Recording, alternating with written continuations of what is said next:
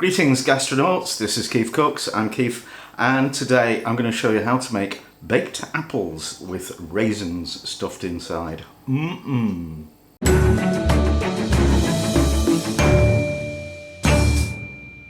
But before I do that, I need to give shout outs to 3 new Patreon fans. There's Flytrap John, there's Derek Singing Wind, and there's Kieran Middleton, who I thought was already a patron, but well, maybe he's done it twice. And this was requested by 2 people. The first one, a long-time supporter and follower, Hazel B.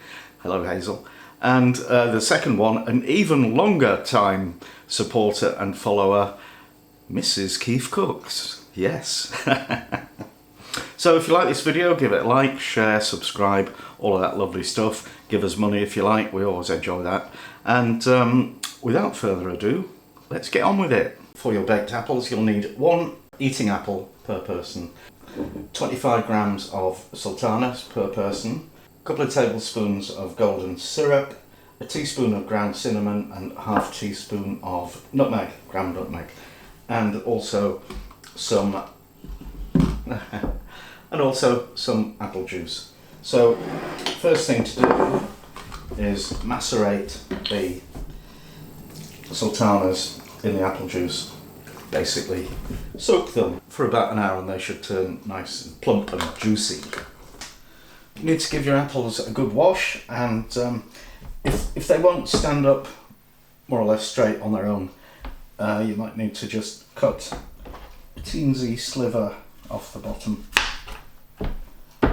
Now, I've lost my apple corer and I've been trying to get a replacement one without any success, so I'm just going to have to cut the core out with a knife. Yay. Alright, that's fairly decent. Now, you want an oven-proof dish that you're going to stand them in to bake them, and just squirt them with lemon juice because that'll stop the flesh from going brown, because we're not ready to stuff them just yet. Now you want to preheat your oven to 160 degrees Celsius if it's a fan oven, or 180 if it isn't, or gas mark 4.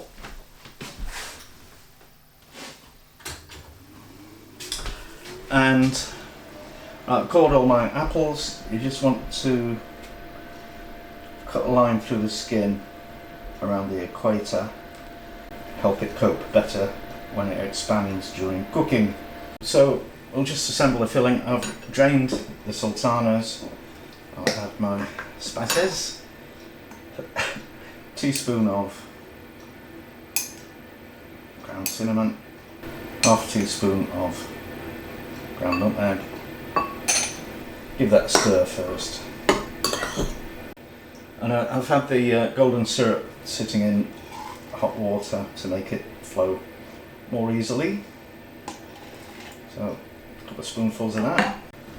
And I'm just going to pour a bit of apple juice into the dish, because if we get golden syrup oozing out while it's baking, it'll turn into toffee, and you know, it's not what we want. So stuff them.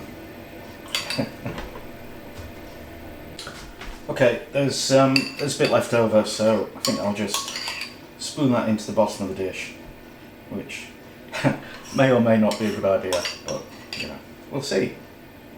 Right, that goes in the oven for about 45 minutes.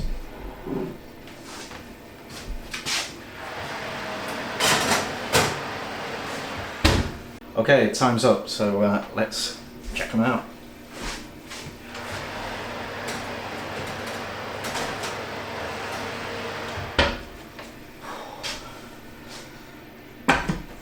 Whoa. Poke them with a fork, see if they're done. Oh yeah, that goes in very easily. So, yeah, baked apples.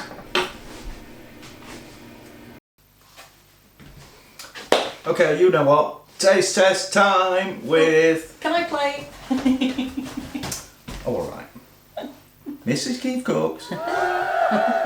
Molten ice cream, Excellent. And apple. Probably my favourite fruit, actually. It's part of your one a day. Yeah. Especially, what, is this made with treacle as well? No, not treacle, golden syrup. Yeah. It's definitely part of your one a day. Oh yeah. There's something else in there. What have you got in there? It's not pure sweetness. Oh no. There's a tang of something. Apple juice.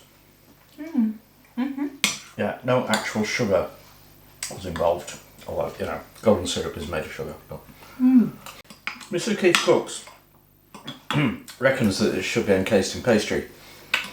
But I've never seen it done like that. So it didn't. Yeah. We used to live in Bristol, and there was a little corner family bakery where we lived. They used to do a baking apple filled with the goodies like this, and then wrapped in pastry. And as you were saying before, the baking apple just cooks down and all the juice soaks into the pastry, so you get something that's crisp and golden on the outside. And oh! But he refuses to make me one. Hold on. Yes, you do. It's just not done. It's not right. Anyway. I'll make you one, but I'm not going to make a video of it. Nice one. You'll eat all those now. Okay, that's it.